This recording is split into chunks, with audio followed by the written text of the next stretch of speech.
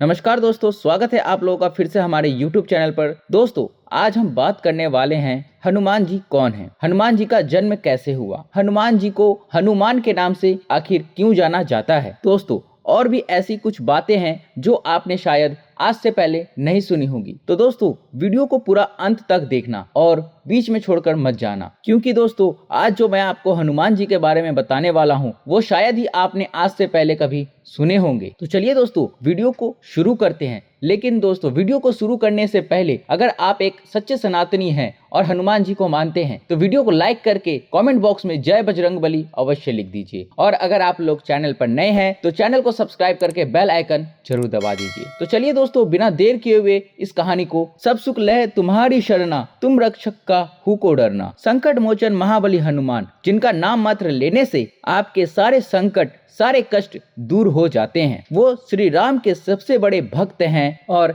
समय के अंत तक इस धरती पर धर्म के रक्षक भी हैं। हनुमान जी को भगवान शिव का अंश भी कहा जाता है। अगर हम आपसे यह कहें कि एक बार हनुमान जी और शिव जी में भीषण युद्ध हुआ था और हनुमान जी जन्म से भी पहले श्री राम जी से जुड़े हुए थे, तो आपको कैसा लगेगा? दोस्तों, हनुमान जी से जुड़ी कई ऐसी कहानियां हैं जिनके बारे में शायद ज्यादा लोग नहीं जानते हैं। तो चलिए दोस्तों, सबसे पहले बात करते हैं हनुमान जी का जन्म कैसे हुआ। हनुमान जी वानर राज केसरी और अंजना के पुत्र थे। ये बात कौन नहीं जानता, पर क्या आप जानते हैं दोस्तों, देवी अंजना पहले एक अप्सरा थी जिनका पहले नाम था पुंजिकस्थला। लेकिन एक बार दुर्वासा इंद्र की सभा में उनसे कुछ बात करने के लिए आए थे, तो पुंजिकस्थला कई बार उनके सामने से गुजरी, जिससे दुर्वासा का ध्यान भटक रहा था। दुर्वासा ऋषि ने क्रोध में आकर पुंजिकस्थला को श्राप दे दिया कि उनका जन्म धरती पर होगा और वो भी बानर रूप में। इसके बाद ही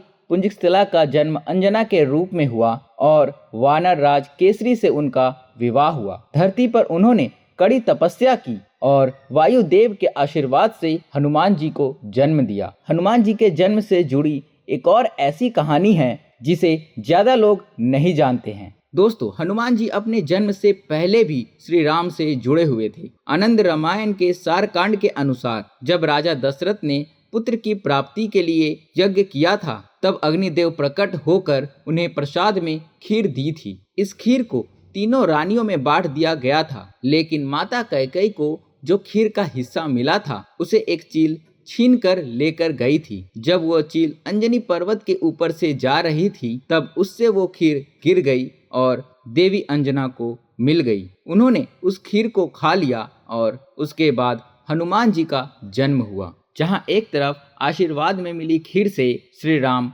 लक्ष्मण, भरत और शत्रुघ्न का जन्म हुआ, वहीं दूसरी तरफ महाबलशाली हनुमान जी इस धरती पर आए। दोस्तों, चलिए अब जानते हैं हमारे बजरंगबली को हनुमान जी के नाम से ही क्यों जाना जाता है। दोस्तों, हनुमान जी के अनेकों नाम हैं और हमने बचपन से लेके आज तक जितने भी कहानियां देखी और सुनी हैं, हर जगह बजरंगबली को हनुमान जी कहा जाता है। लेकिन दोस्तों, ये नाम उन्हें जन्म से नहीं मिला था। हनु यानी ठुड्डी या जबड़ा। वाल्मीकि रामायण के किष्किंधा कांड के अनुसार बचपन में जब हनुमान जी ने धरती से सूरज को देखा तो उन्हें लगा कि वो एक पका हुआ फल है। उन्हें उस फल को खाने का मन करने लगा और उन्होंने उस फल को खाने के लिए उस दिशा में उड़ान भर दी। जब इंद्रदेव ने हनुमान जी को स्वर्ग की ओर बढ़ते देखा तो वो बहुत क्रोधित हो गए। जब हनुमान जी ने अपनी जिद नहीं छोड़ी तो इंद्रदेव ने अपने वज्र से प्रहार कर दिया। वो प्रहार इतना तेज था कि हनुमान जी बेहोश हो गए और हनुमान जी धरती की ओर गिरने लगे। जब पवन देव ने अपने पुत्र को इस हालत में गिरते हुए देखा तो उन्हें लेकर वो पाताल लोक चले गए। पवन देव बहुत क्रोधित थे, दुखी थे। उन्होंने पूरे ब्रह्मांड की हवा को रोक दिया। सभी जीवों का दम घुटने लगा और धरती पर हाहाकार मच गया। तब जीवन को बचाने के लिए और धरती पर हवा वापस लाने के लिए सभी देवी देवताओं ने पाताल लोक में जाकर हनुमान जी को आशीर्वाद दिए। वज्र के प्रभाव से हनुमान जी के जबड़े की हड्डी टूट गई थी। इसी कारण उन्हें हनुमान नाम मिला। ब्रह्मदेव ने उन्हें ब्रह्मांड के अंत तक जीवित रहने का वरदान दिया और विष्णु देव ने उन्हें आजीवन सबसे बड़ा भक्त होने का वरदान दिया। सिर्फ यही नहीं, इंद्रदेव ने उन्हें यह भी वरदान दिया कि अब से उन्हें कोई भी अस्त्र या शस्त्र चोट नहीं पहुंचा पाएगा। चलिए दोस्तों, अब जानते हैं हनुमान जी और शिव जी के भीषण युद्ध के बारे में। पुराणों के हिसाब से ऐसा माना जाता है कि हनुमान जी शिव जी के अवतार हैं। लेकिन हम आपसे ये कहे कि एक बार हनुमान जी और शिव जी में बहुत बड़ी भीषण युद्ध हुआ था तो आप मानेंगे? पद्म पुराण के पाताल कांड के अनुसार श्री राम ने अश्वमेध यज्ञ का आयोजन किया। यज्ञ के दौरान अश्व को छोड़ दिया गया। अश्व दौड़ते दौड़ते राजा वीरमणि के नगर जा पहुंचा, लेकिन वहां उसे पकड़ लिया गया। अगर यज्ञ के घोड़े को कोई रोक ले तो उससे युद्ध करने का नियम होता है। राजा शत्रुघ्न ने उस घोड़े को छुड़ाने की घोषणा कर दी। वहीं दूसरी तरफ वीरमणि भगवान शिव के बहुत बड़े भक्त थे और इसलिए उन्होंने इस युद्ध को जीतने के लिए शिव जी से मदद मांगी। शिव जी उनकी मदद करने के लिए तैयार हो गए, लेकिन तब तक जब तक श्री राम खुद युद्ध करने ना आ जाए, क्योंकि शिव जी भगवान श्री राम के सामने शस्त्र नहीं उठाएंगे।